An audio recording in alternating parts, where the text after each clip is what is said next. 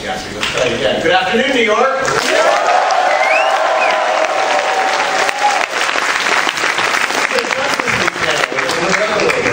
I'm John Cunningham from DC.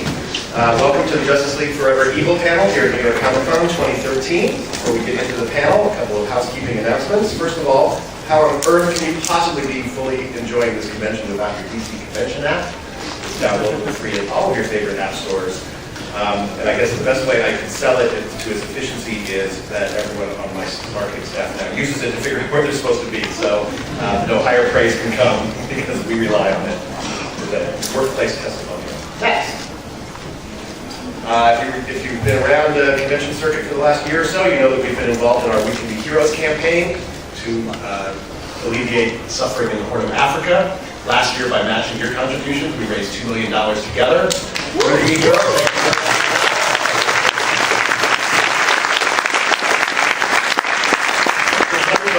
We match contributions from people this year. If you've been paying attention, you can go to indiegogo.com/WeCanBeHeroes and see how we have been creating special prize packages and signed books and really unique and cool stuff that is being auctioned off as a way to raise money. We hit our goal for this week yesterday, so thank you for that. Through Sunday, the Flash, Aquaman, and Cyborg goodies are still up and available. Next week, the big ones hit again, Batman and Superman. There are really cool packages on there. You should owe it to yourself to check it out and then donate more money. Finally, on the 15th, next week, at DCComics.com, we'll be debuting our new web series, DC All Access. It is a series that's being filmed in the offices behind the scenes, and I can tell you that means we all have to clean our offices, and that's not a pretty sight. But it will definitely do what it's advertising and show you stuff you won't see any other way. That will debut next week on the 15th. Housekeeping done. Let's go to Justice League panel. We introduce who's up here. At my far right, Brian Bucelato.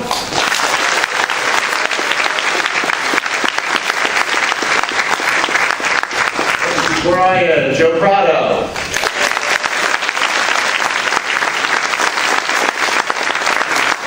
To him, Mr. David Finch.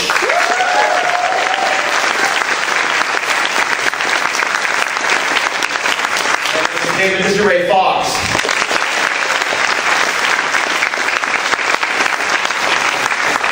So let's get this started. First up, we're going to talk about Forever Evil #2, which just came out recently. We were talking to David before the panel. I think he's in that guarded moment where he's further along in the story than the rest of us. So Jeff is monitoring this, so just be careful as you talk. But it certainly looks like you're having a blast on a series that is about the evil overtaking the planet. There may be tension there, but lots of heroes, lots of cool stuff. Is it as much fun to draw as it looks like it is? It's an absolute blast. I feel like actually I was enjoying it right from the beginning, but every issue I'm really kind of getting into the groove of drawing characters that have so much more range than heroes have. They can just be more wild, and I can play with shapes a little bit more and just make their gestures a little bit more crazy, and I love it. I wish this book went on forever. And yeah, doesn't. I mean, Forever Evil. Maybe. But yeah, I'm working a few issues ahead right now, and some of the things that are happening. Obviously, I can't say. Big Brother is watching me, but it's some pretty crazy stuff, and I'm sure people are going to be pretty upset with us, which I always look forward to because I feel like when we do a story where we really break some things, that's when the great stories happen, and that's where the fun really comes from. So we're running some imagery up there. You're seeing Justice League in all their glory there. Again, you're sort of doing variation on characters, but I love looking at the book and just seeing how you play with those variations. The recognized icons are there, but they're variant versions of them. So on the one hand, I guess that's fun. On the other hand, it's got a lot of characters. Yeah, it is, but when I started this book, actually, I got a very lengthy description of each character. Right, from Jeff Johns, and it just makes it so, he is such a master of just boiling down exactly what a character is about in such stark, colorful terms that it makes them so easy for me. I feel like I know the characters. I felt like I knew the characters right away. But when I did designs for the crime syndicate, I actually did a screen share with Jeff Johns. He's in California and I'm way up in Canada. So we talked on the phone and I drew on my computer while we talked through the designs. This is the best design experience I've ever had because he had some real ideas of what he wanted it to be, and that was very, very collaborative. So, yeah, it really is. Yeah. All the way down to Ultraman has a couple of tears in his cape, and that was very important to Jeff for his own reasons. And yeah, like little things like that. Described all the. Yeah.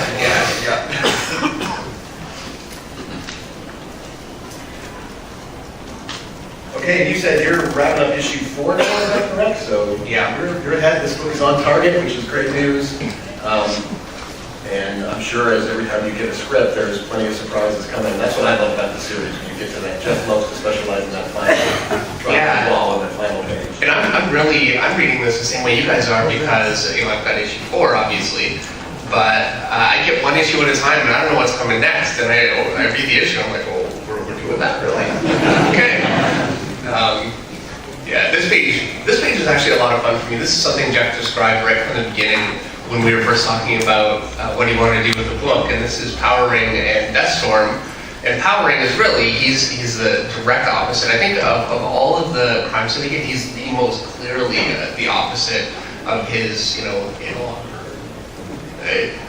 yeah. So anyway, he's being possessed by this ring. It's just too much for him. He's just too weak a personality to be able to handle it, and he's so controlled by fear, and he just wants it off.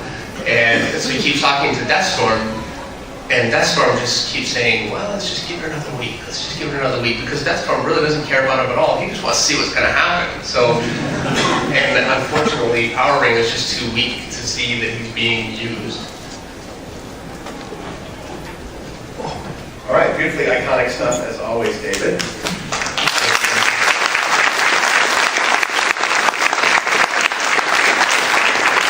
Piece of iconic imagery here is the cover for Justice League number 24. This is yours next week. Yeah. And I just... Yeah, it's a total recall. Yeah. Thank you. Yeah, I remember we had a blast, doing this because first of all, like, and you were told to do it. That's not a conventional offer. So Jack and Ryan Cunningham, our editors, they told us, let's do this. Let's make them look, really evil and play up their personalities and stuff. And I went through this like in 2 hours. Then he said to me, he said, Joe, I think that Ryan's going to ask you to do this for tomorrow. And it was like me. Okay, let's do it. And then I did the inks and Rod did the colors and they loved it. By then we were already wrapping up the next issue, and which is this one. Okay, yeah, because we go ahead. Right, that's the covers. And this issue is so much fun. So much fun. I was in the office this morning, believe it or not, and saw the finished version of this issue on my desk.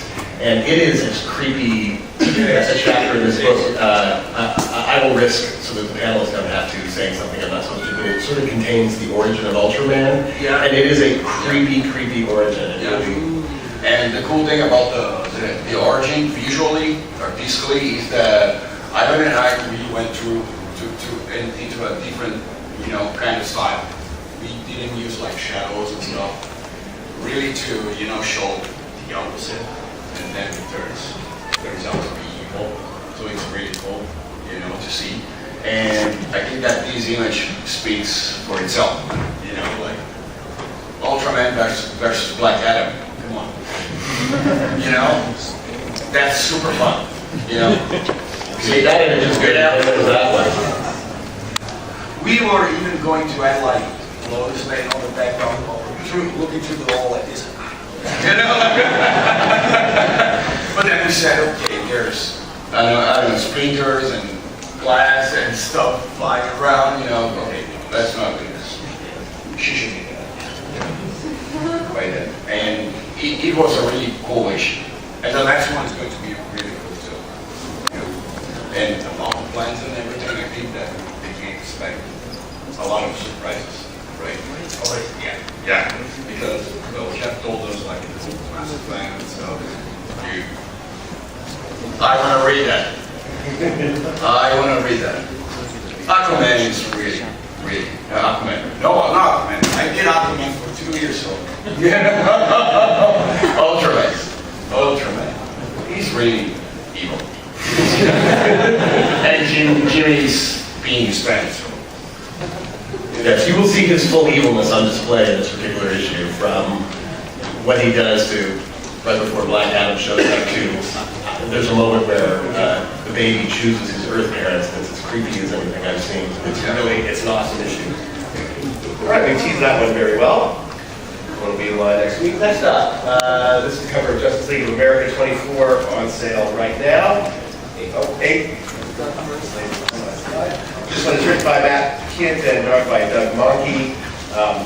Again, there's these stories all interlock beautifully. I'm going to show you some of Doug's artwork here. Here you're in this swath of the story, you're getting a sense of what's going on. Some of the heroes post the end of Trinity War. It's great. The next one is a great one. They're sort of separate everything that lies underneath what's going on in the world right now. That's out now. In the Justice League world, another big event coming next year. We'll give a free shout out here to Justice League of Canada, the Jeff Lemire.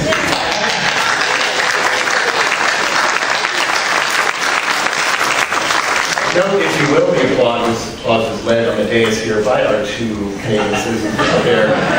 Ray, I know you're working very closely with Jeff and helping him brainstorm this, so maybe you can talk about what's coming up. All I can tell you is, I'm a close friend of Jeff's, and we talk about a lot of the stuff that we're both working on. And he's told me quite a lot about what he's doing and showed me some of the scripts, and they're amazing. They're 100% not what you'd expect. You're going to get to see some Justice Dispense Canadian style, I guess. It's a kind of a wild thing to have happen with the Justice League of America, and I think you guys are going to love it. It's, in Jeff's inimitable style, it's completely not what you expect, and then once you've read it, you say it's perfect. It's what it has.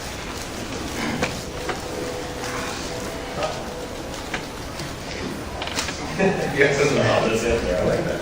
All right, next. Also tying in is Justice League Dark number 24, which is coming out the 23rd of October. It's written by Tim Mattis and drawn by Michael Bannon.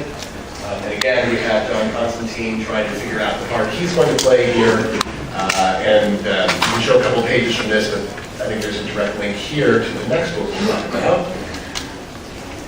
And run through those pages. Again, Michael's work is really beautiful in this book right now. But then next up we have Constantine 7, which is just out. Yeah. Right, and this looks like it's taking place right before the events. This Constantine 7 takes place right before the war. Slide into finance.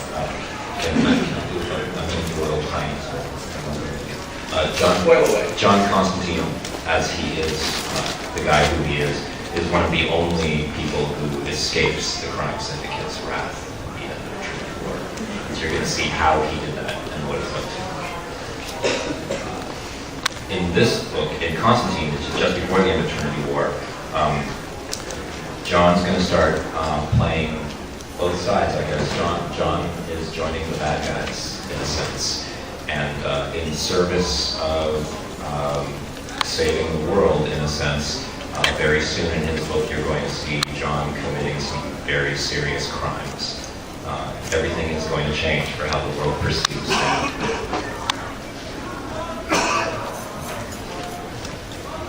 Yeah, one of the things I like, earlier this week I saw issue 8, so I sort of saw how this comes out. And what's great about this storyline, as a long-time Constantine fan, is this really had the feel of sort of the old long con that John used to play back in the day against the demonic forces that were to be honest, John has realized that some of the enemies that he's facing here cannot be defeated face to face, straight up fist fight. So what he's going to have to do is run a very long game on them, and so they are kicking him around pretty seriously, and he's going to do some pretty crazy things. And of course, it's all in service of this long-term plan that he's got. Okay, and also tying in this Whirlwind Eagle is Trinity of Sin Pandora. This is issue 4, also on sale next week.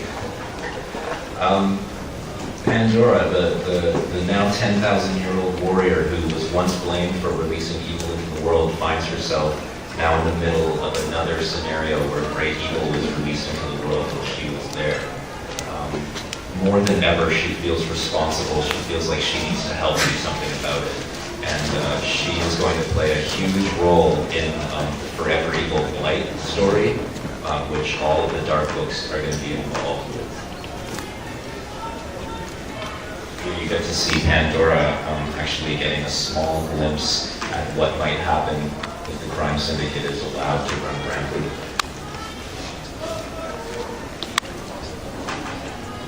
There's also not the Martian Manhunter, but it's the Martian Manhunter.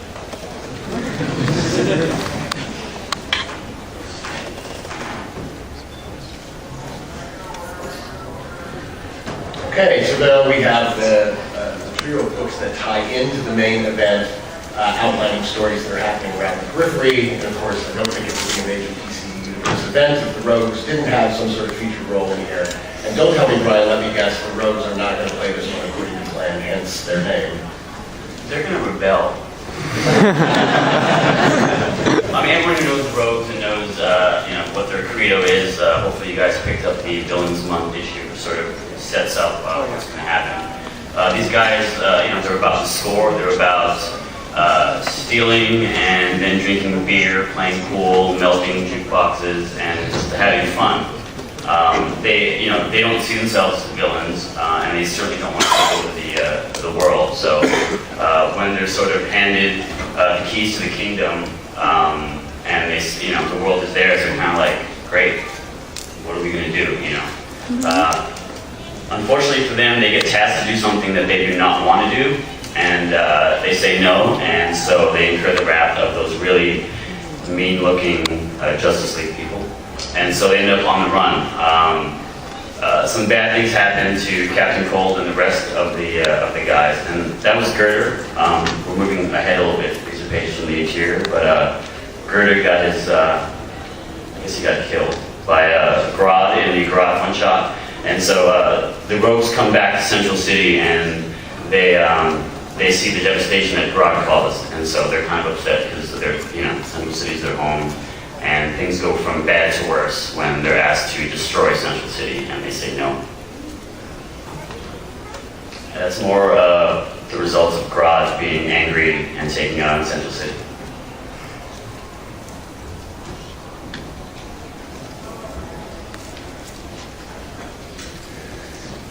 Okay. Just to touch off on the other tie-ins that are going on, we have Forever Evil Arkham War, which shows you what's going on inside Gotham City, one of the epicenters of problems in Forever Evil. Of course, Bane has a master plan that he's playing through.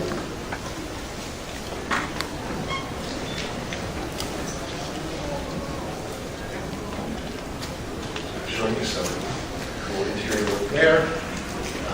And on the 23rd is the third tie-in book, which is Forever Evil Argus. This is one of those books that was a little deceptive to me because I wasn't really sure where this was going to go. But again, it's on black and white this week. There's some big-time plot points in this. You'll see the first meeting of Steve Trevor and Wonder Woman in this book. You will have some reveals about where Argus is and what's going to go down. This is a big Steve Trevor book, and he is a badass in this book. I think Steve Trevor is one of the unexpected, super cool new guys in the movie too. The way he is now, it's awesome. Does anyone know what Argus stands for? Anybody out there know what Argus stands for? Yeah, So that should be Argush, right? The H. Good, thank you, superhuman words. So I want to go back and ask you guys a sort of general question because you referenced this at the very beginning of the panel. Jeff puts out detailed scripts. So especially when it comes to the tie-in books and the things that are working, how much of that is mapped out and how much of that do you guys have control over, or how does the process work? Some of those things change from the initial outline? You know what?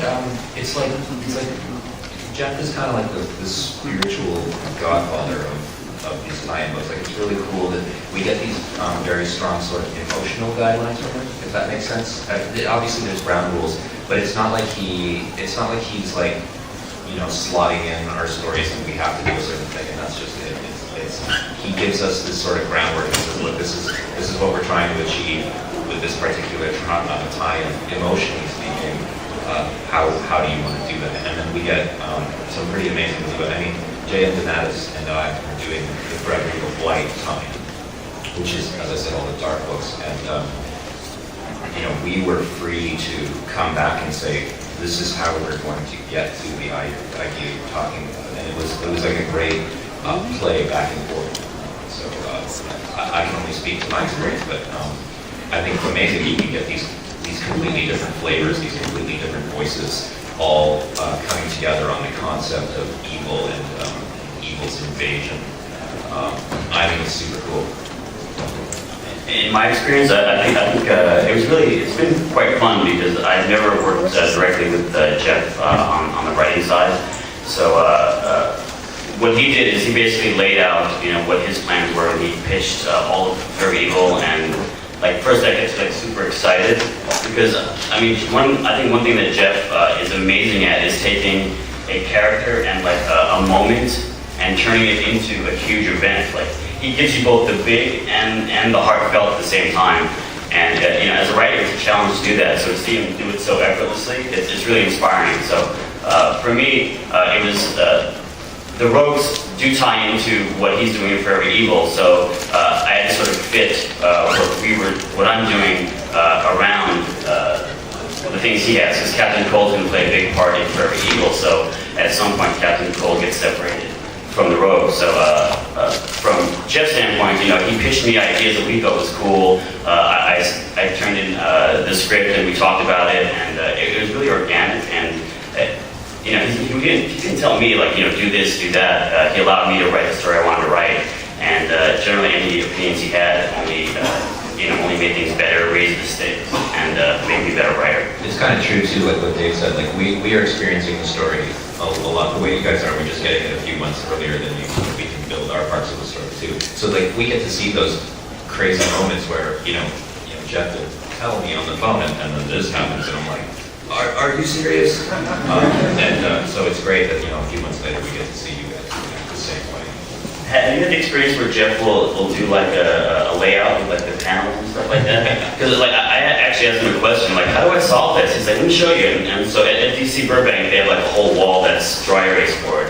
And he basically like in 2 seconds, like, well, you can do this and this and then that panel. He could be, totally no dialogue. And then this panel, and I'm like, wow, you just wrote that page for me. Awesome.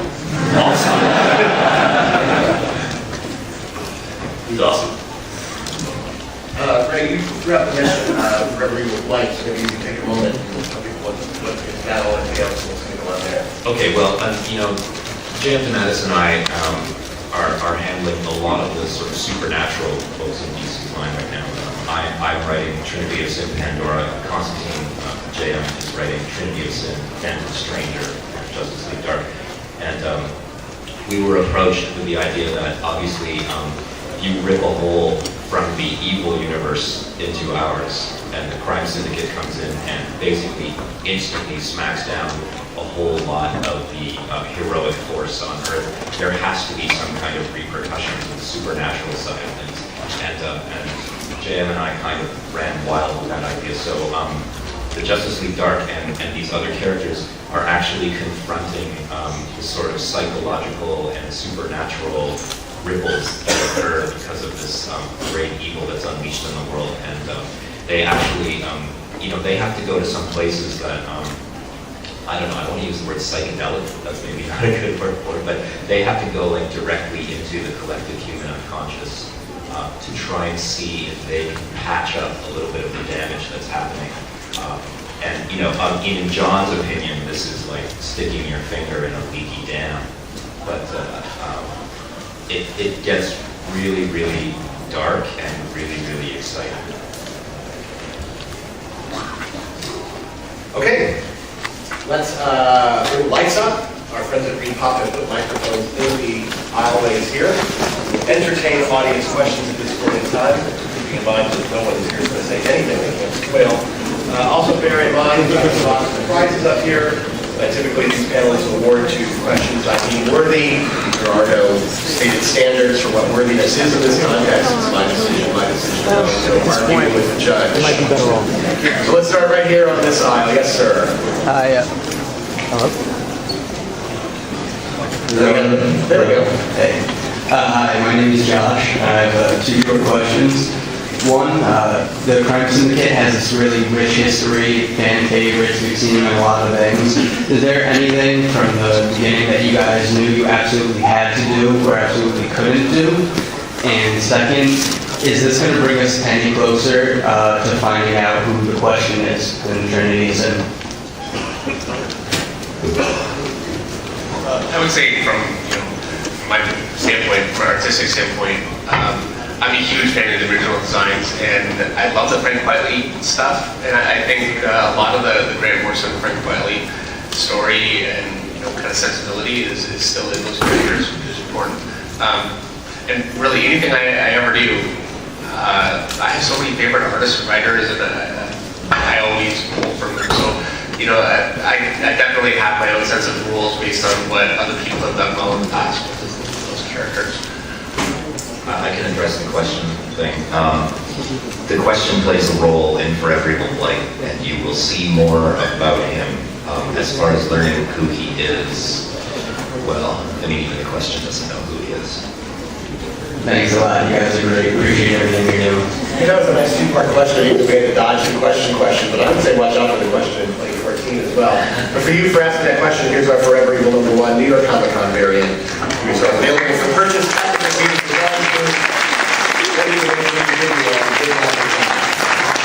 Yes, sir. Hi guys, my name is Iro. Really enjoying what you guys are doing with Justice League, especially Justice League Dark. I was never really into it before, but it's like amazing now. So I just wanted to know, as far as continuity goes, all the things that happen with these other books, when does it take place as far as Forever Evil does? And after Forever Evil concludes, what kind of plans do you guys have to distribute the impact across the DC universe? Justice League Dark, Pandora, Phantom Stranger, they're all running concurrently with Forever Evil. What's happening in Forever Evil is happening at the same time for those books. Constantine is catching up for one more issue. Then as soon as it catches up, it will be there too. So all of the Dark books will be running through, they're living the world of Forever Evil as it unfolds. I can't really speak to other titles. I don't really know. I know the answer, but I don't know if I'm allowed to say. Well. Look at you. Well, what am I supposed to do? Program up? Well, you're always going to live the consequence of your actions.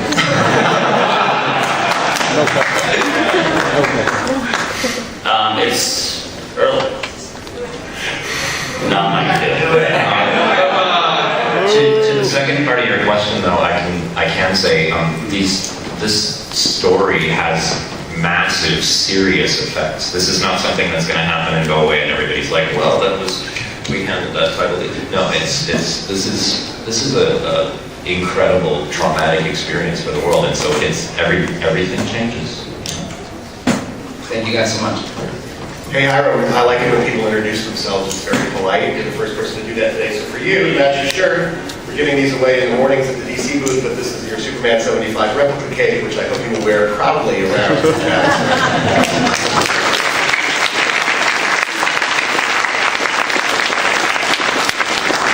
Yes, sir. Hi, because you like introductions, my name is Noah.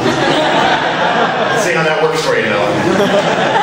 First, I'd like to thank you all for your excellent work in comics. I'm glad to pick them up every month. They're a joy. But because this is about villains, I have a villains-related question. I read both The Batman and The Flash. I'm a huge fan of both of their characters, but I've noticed their rogues gallery kind of has some similarities. They both have a really old person who kind of wants to remake the world in their image, and Raish and Vandal.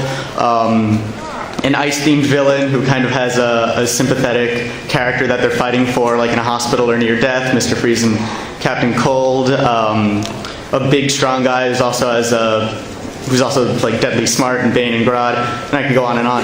But I'm wondering, will the two, like the Rogues and then the Batman's villain gallery, will they ever like meet and clash and realize, wait, we're just like, we have a lot of similarities, why don't we team up and double our efforts, really cause some trouble? And second, how come, like, given that they have all these similarities, why are the Batman villains usually so much more intense and darker, while the Rogues are kind of lighthearted and just in it for the money instead of like power and killing and destruction and all that? Well, I mean, they have a different objective. I mean, the Rogues are a family, and they're basically like a family of thieves. So, their agenda is completely different. I mean, if you want, obviously Grodd is his own thing. Reverse Flash is his own thing. But the Rogues, they're very unique in the DC universe. So. They just don't want it. They're not interested in that. And I think one of the reasons why people really like the Rogues is because they are kind of the blue collar villain.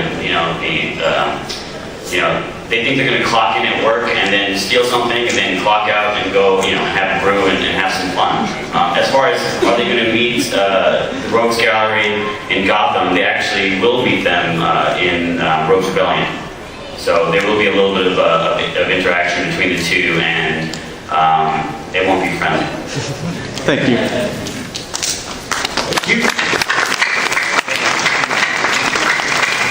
Applause for an answer. I love that. Good job, Ryan. I'm going to give a prize too. Yes, sir. Hi, my name is David. I want to touch off what you just said. I agree completely about how the Rogues are played. There was an episode of the cartoon where like the Flash, Batman wants him to go catch the bags. No, they hang out at this bar. I'll just catch them. Right. It's like they're not that bad guys. I have a sort of a two-part question about Justice League Light. How is the story structured? Is it going to be part 1's in this book, part 2's in this book, or is it all going to be sort of, they're all going on at the same time, but they're all doing the same things? It's an 18-part story told over a few months, and it's, part 1 is in one book, part 2 is in the next book. So it goes as much. Yeah. Each title, the main character of that title is the focus, or the character whose perspective you see that chapter through. But the story travels through all the folks. Okay, so like if I'm just reading The Phantom Stranger, even though he's going to be the focus in his issues, he's going to be in the other ones also. Yes, he is. I want to ask David a real quick question, because I love the Crime Syndicate redesigns. What is going on with Ultraman's symbol? Because it seems like everybody's drawing it slightly differently. I've drawn it kind of different a few times too. I actually have my original designs on my desk now because I kept changing it. It's easy to do that, especially with characters that are a little bit new. So, and because they're new, I think some characters like Batman or Superman or whatever have had so many great artists for so many years draw them that everybody has a really firm idea of exactly what they are in their mind. Whereas these are new characters, so there's going to be a little bit more playing around and going on. Other than that hiccup, I think they all look awesome. Thank you very much. We'll fix those in collection. Don't worry, it'll be like it never happened. Yes, sir. Hi, my name is Dick Grayson, but that's why I'm not wearing a mask right now. Yeah, we all know that already. Well, no, I just needed to complain. First off, let me preface this by saying I love the first issue, I love the second issue. I thought the art was fantastic, and other than my minor grievance, I'm really excited for the future and how things are progressing. I have two questions, if you guys don't mind. First being, why? Why? Like, since I've been a Nightwing fan since I was born in '92, and I've been a fan since '93, and I'm going to be honest, I've been worried about him since then. So, I mean, I heard Jeff say something along the lines of that he's the biggest hero outside the Justice League, and I believe that. That said, why treat him that way? Well, there's a plan. There's a plan. No, of course. I'm really quick to say too much. I can say How is dramatic impact? Because it's interesting. No, I understand. He's And I don't think you're really Nightwing, or you know the answer to that. And there's more to come. It's not over. Well, last I saw, he was kind of chained up at the end of Outsider, so in Villains Month. So I'm still kind of figuring out what's happening to me. But my second question, aren't we all? My second question is actually about the Rogues. I'm really excited for it. I'm a huge Rogues fan, but my question is, how much actual rebelling are they going to be doing? I mean, I understand that they have... Well, they're not going to picket and hold up signs. Are they more on the run, or are they going to try to mount a stand? A little bit of both. I think what happens is, once they rebel, there are huge repercussions, and they are definitely jettisoned from their comfort zone. So part of it is definitely them being, on the run, like the Warriors style, trying to get back to Central City. And they will play a part in the overall scheme of things. So they'll do both. Thank you, and thank you all. No, thank you, Jake. I feel bad for you. I kind of know what's coming. But I have a prize for you because, not only because I feel bad for you, but as a I believe you might be the only lifelong Nightwing fan who doesn't come to a convention wearing the damn blue suit. So for you, because you're obviously a learned man, our partners at Google have given us these giveaways. This is the Google Nexus 7 device. That's a tablet thing.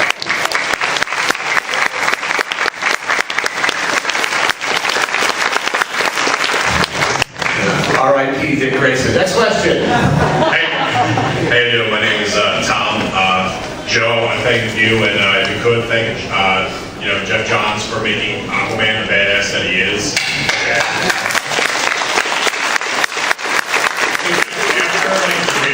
I got into Aquaman #1. After all of that, I have defended Aquaman until this day, saying that he's a badass. So that's kind of what I think.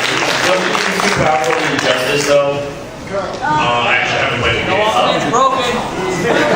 Yeah, it's right. It's too damn long. My friend said he is overpowered, so yeah, go with that.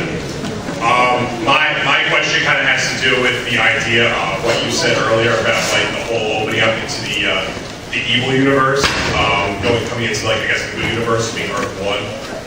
I've been a diehard fan of Star Wars, and one of the recurring themes of that is kind of like, the good guy becoming evil to fight evil, and I kind of see this as kind of what happening, which is what attracted me to Forever Evil, is like Super being like, who are these bad guys coming in, this is my turf, I'm going to go in and fight them. So is there going to be repercussions, either, going back into their universe, into trying to, fight them there, or is something else coming out of there? Because another rumor I've been hearing is Darkseid might be in that universe. I don't know if that has any merit. I don't know if I'm saying too much, but I won't say anything about the rumors, but are you reading Constantine?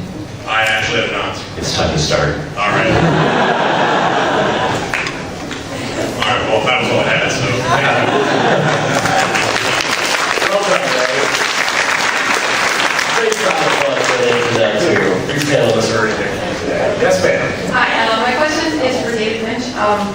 I'm a big fan of your artwork, a very big fan, and you've done Batman and now you're doing Ultraman. Is it more fun to do Batman as a good guy or do Ultraman? Because everyone loves Superman and he's a big superhero, he takes care of the day, saves Metropolis, but I kind of like evil versions of Superman.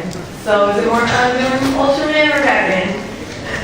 Batman is the most fun character ever of all time.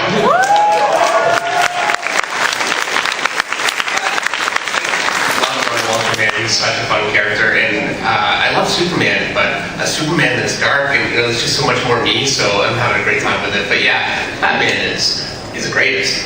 Are we revealing that the Canadians up here are secretly really dark dudes? And thank you very much. Ma'am, for bringing up Batman here, I have one of these for you. We're giving these away only this weekend. These are these beautiful Ray Capullo limited lithographs we did of Logan's amazing Batman alternate covers. So there you go. Thank you.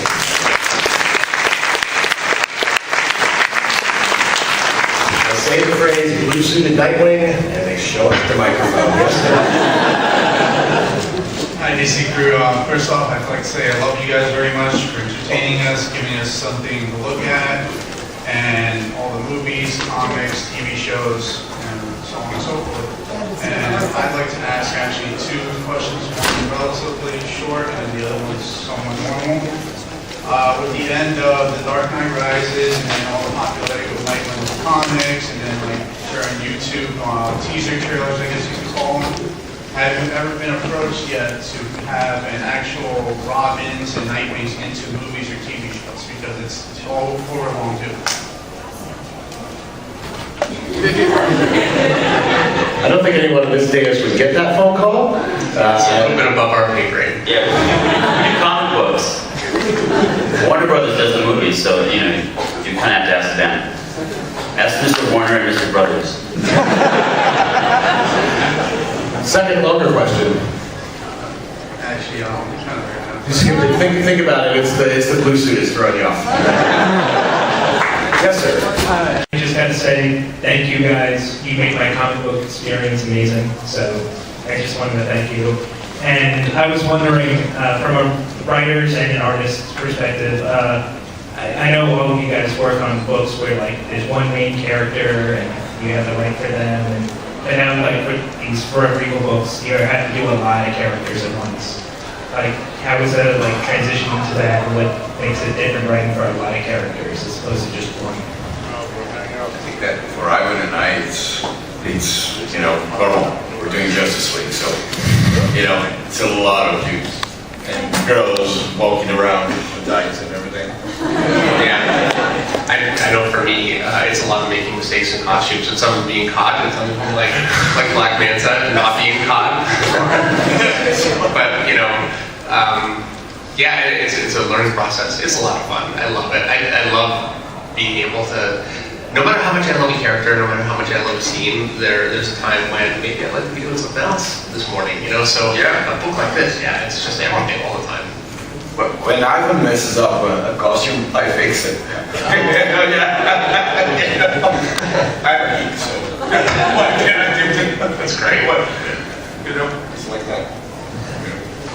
I think from a writing standpoint, you know, all stories, you know, there's Francis mistakes? Francis doesn't make mistakes.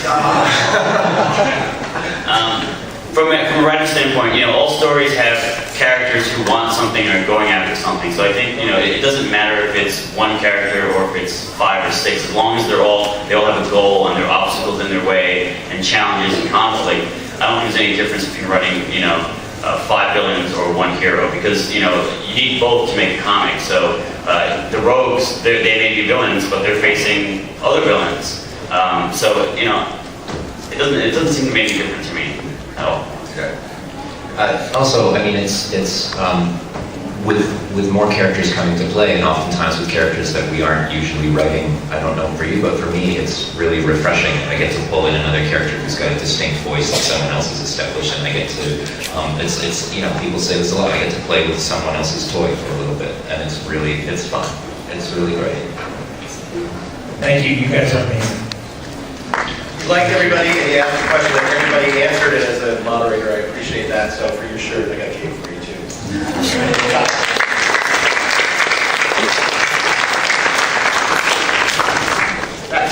Hi, my name is Sean. My question is for Mr. Benjamin Fox. With Justice League America in Canada, I think that there is going to be a change to the lineup a little bit. And one of the retcons done in Justice League International was that Booster Gold was made Canadian. And being a really big Booster Gold fan, I was wondering if there's any chance of him being, if he could, in the JLC. Next time you see Jeff Lemire, ask him. Yeah, the truth is, I don't really know what's going to happen in that comic, which is killing me. I'm dying to find out. I'm really looking forward to it, but I have no idea who's in it or what's happening. I don't know. I'm kind of with you guys on that one. I do, but I don't want to take any of Jeff's thunder. I want you guys to find out. Hey, I like that question. You know why? Because it's the first time I've ever heard anybody say JLC. I love that. And I have 2 Canadians on the panel, and my wife is Canadian. So for you, you get the special Canadian gift from our partners at Amazon. Here is a Kindle Fire HD for you.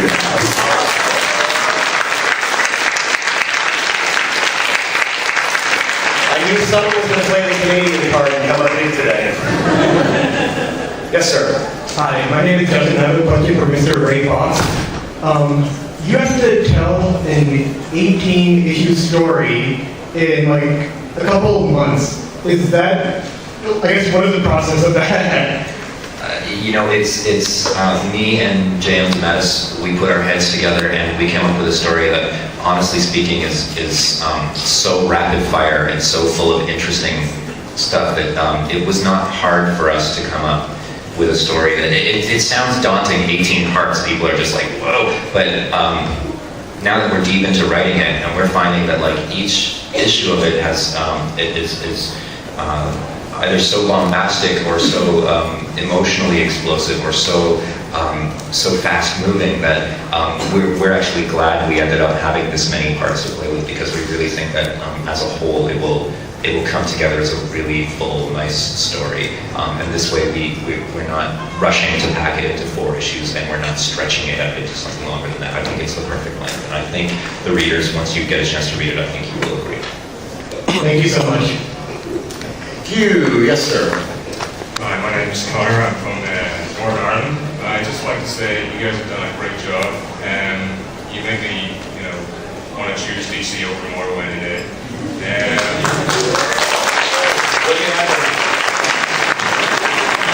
he's on a good path here, but let's see if he screws it up. And my question is just for the whole panel, and various villains, in particular coming in Justice League, how will they evolve beyond Forever Evil? I mean, I ask this question because Lex Luthor, Bane, the Joker, all these different DC villains, they're really smart. At some point they're going to ask themselves what the crimes they can do, because if they can take over the world, so can we. Well, I don't know if we can really answer that, because I'm not sure how many of those guys will survive Forever Evil.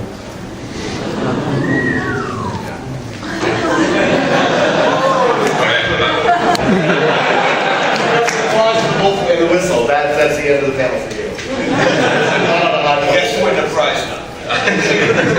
But for this gentleman over here, for a multitude of reasons, when you said you were from Ireland, that got me there. I have not only the Forever Evil convention variant, but the really cool Batman 24 variant with that amazing Greg Capullo artwork up front. Come down as well.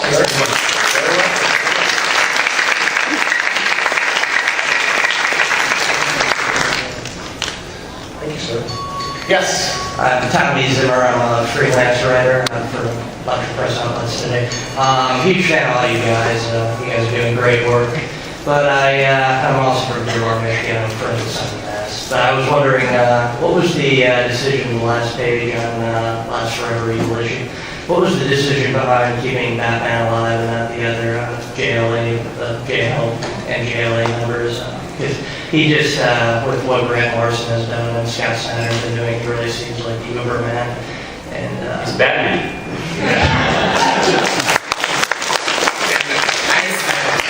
I have people every day, all day, coming up and asking me who it is in the Batman costume. And, so I'm just going to throw that out there. I mean, I don't know, but neither do you. I didn't want to do this, but I have one more quick question. When is Hal Jordan coming back to the jail, or JLA? Is there any points that, I mean, Jeff Johns and Robert the D are doing a great job, have done a great job. I really like what Robert the D is doing with it. I'd like to see him, question's going to be reviewed. No, I don't know. I don't have the answer to that. What justice? I don't know. is there even a Justice League feature? Isn't Hal Jordan a little busy with Relic? Yeah, come on, yeah. He is, but in a couple months. He's leaving the work too. The Justice League is dead, sir. Please read the books. We put a picture up on the screen. They're dead. No more Hal Jordan. Thank you. Thank you. Yes, sir. My name's Joe, and I've been reading DC ever since the Bruce Timm cartoon stopped, and I got frustrated for about 3 months. I just wanted to see the stories ongoing. And now I have 2 quick questions. The first one, I know you guys get thrown this at every panel since 52, but given the events of Forever Evil 1, I think it's good as brought up. So in Forever Evil 1, Lex Luthor was doing a deal with Thomas Ford, and he died before that was finished. So are you going to see Ted Kord come up anytime soon? Wow. Next question. And now the second question is, so I've also read other books that like World's Finest, Batman, Superman, and Vibe, and those books involve a lot of dimension jumping. And I was also reading Earth 2, so given that like Earth 1 and Earth 3 are in battle, are we going to see some Earth 2 thrown in there anytime soon? Or? These are tough questions. Really? Stop the panel. baby.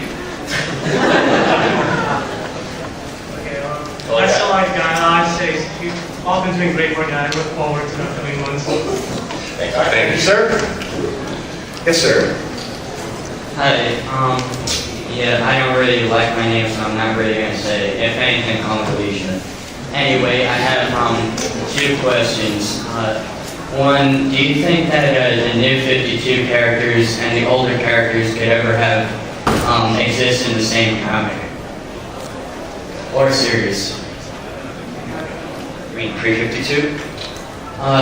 Like Yeah. the pre-52's Flash and the new 52 Flash? Like that? No, like, the old versions of them and the new versions of them. Yeah. Like, if they No, because Flashpoint happened. The other stuff is gone. Yeah, right now they coexist happily in my long boxes. That's about it. There's the best answer. Second question. What other genres, if anything, would you want to experiment with?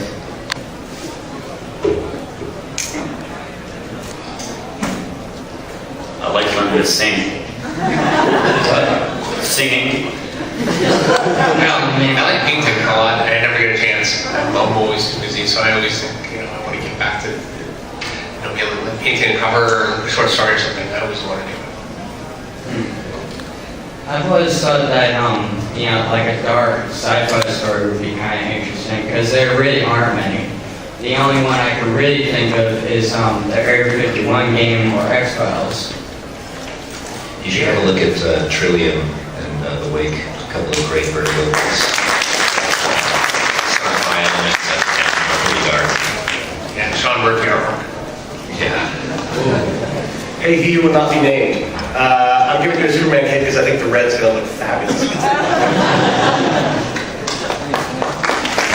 Yes, sir. Hi, my name is Philip. The New 52 was, thank you. The New 52 was a really good jumping on point for me, so thank you for that. And my question is, in Forever Evil number 1, the Penguin referenced the Joker, and he's saying that he thought he was hiding under some sort of mask. So will we have any further references of that in Forever Evil or Arkham Wars? Hey man, for all we know, the Joker could be right here in this room wearing somebody's face. Yeah, David just said you don't know who's in the Batman costume, do you? No, that's good. Thank you. Hey, thank you for pointing out what a great jumping on point the New 52 was, young sir, so I'm going to give you a Batman and Forever Evil rating.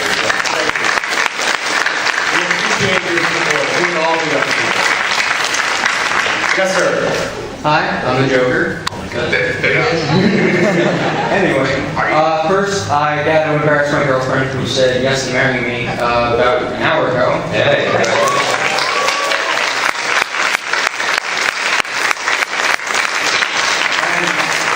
With the entrance of Earth 3, do you view this as really a jumping point, like a door wide open for other Earths coming, like basically bringing back the multiverse in some shape or form?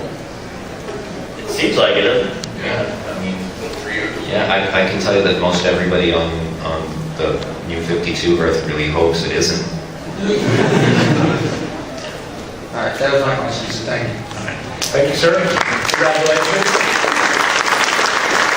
Were you wearing the mask when you asked her, or? Yes. Okay, yes, sir. And Greg Miller actually hated it, so that's pretty funny. Hi, my name is Tim. I was going to play the candidate card from the Bachelor League, but I guess I'm too fast now. Already played. I'm a big fan of Villain Team books, a huge fan of Secret 6. I really love the first issue of the Rogues. Great chance we're going to see a continuing series, a monthly series. It would be awesome. Maybe you should start a movement and then ask if I can do it. I guess the more you guys buy the book, the better the chances are of that happening. Yeah, the books definitely are. I think they're right for a series. I think they could actually carry one and not get stale because they're a really great dysfunctional family. And every book that we do is our best attempt to try and give you what you want. So,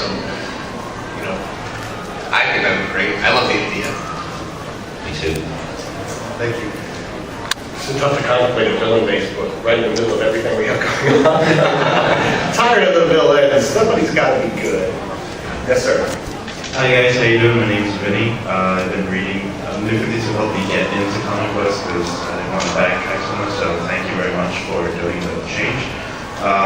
But I have two quick questions. The Titans pretty much got swung into the future in the end of issue 2. So I was wondering after they come back, or if they come back from Animal and everything, are they going to feel the ripple effects from Forever Evil as well, or are they going to be able to, I guess, do some sort of retaliation? And the other question was, during Trinity War, I believe when Shazam touched the skull, you saw a ripple from Earth 2 as well. I just want to know if there's any answer as to why Earth 2 was shown through those ripples when he touched Can I answer that one? You guys want to answer the other one? Well, I feel like I can tell you with the Titans, I don't know, but I do know that they wouldn't be introducing the story that early and have that important role that just disappear forever. I think it's pretty safe to say that they're going to reappear in some form. I think the reason you saw characters from Earth 2 as well is that the box, the Pandora's box, is such a powerful mystical item, and Shazam touching it triggered it in such a way that magical characters, even in other universes, could feel it. That's just how powerful it is. All right, guys, thank you very much. I like that answer. I think I know that. All right, last two questions. Yes, sir. Hi, my name is Jeff, and first of all, I want to thank you for the stories. They're great, and in particular, the scene between Thomas Ford and Lex Luthor, the calm on Lex Luthor versus the panic in Thomas Ford, I thought was awesome. I love the way that laid out, so thank you. My question is, and this might be a little weird, is does the stylized V in the logo actually mean anything? Not that I know of. Pointing that. It looks nice. Thank you. I think it just means that Mark and Kenny in the art department were trying to make it look distinctive. Hi, my name is Anne. I've been a pretty big comic book fan ever since I can remember, and I've always been more drawn to the DC characters because for me they always have more of an emotional draw than per se like the Marvel ones. And a big significant change that I thought I saw in the character development was when Jeff Johns started having more of an impact on, even stuff that he's not directly involved with. And to me, he changed the way that I view a lot of the characters. And I was wondering if he had impact in the way that you guys write them and how you view your own. For sure, absolutely. I mean, any one of us who deals with Jeff learns very quickly that what's really, really important to him are the emotional moments and the ones that allow you to connect with even villains. I like to think I've taken a page out of his book and he gave me some advice on that, and to always remember that plot is important and big action is important. People love to see that stuff, but what they really respond to is when they feel that they can really understand what the characters are feeling and sympathize with them. I think personally, for me, that's why I love reading stories with the Rogues, because those guys are like, I can picture myself going for drinks with those guys. Yeah, like with the Final Crisis, with the Rogues part of it. Yeah. Like that was the first time where I was like, I actually just wanted to go and hug them. So, I believe that Brian, I'm sure it's the same for you, but I believe one of the strongest effects for me of working with Jeff and working with the characters that Jeff is dealing with is that I'm very aware of how much the emotional core of the characters. Yeah, I actually hear his voice say, well, what's the story? And when he's saying that to me, he's not saying what is the plot, what's the action sequence, but what's the character moment, what's the emotional moment that will resonate with the reader. And so I definitely try to do that in everything that I write. And he's a great resource because he knows all the characters. And so if you have a question like, what's Heatwave's deal? Then he'll tell you, he's a power maniac, he can want to burn something down in a minute. He'll give you this really impassioned sort of primer on who the characters are. So if you have any gaps that you need filled, just ask Jeff, he can help you out. Thank you. All right. We've reached the end of our hour. You guys were a terrific audience.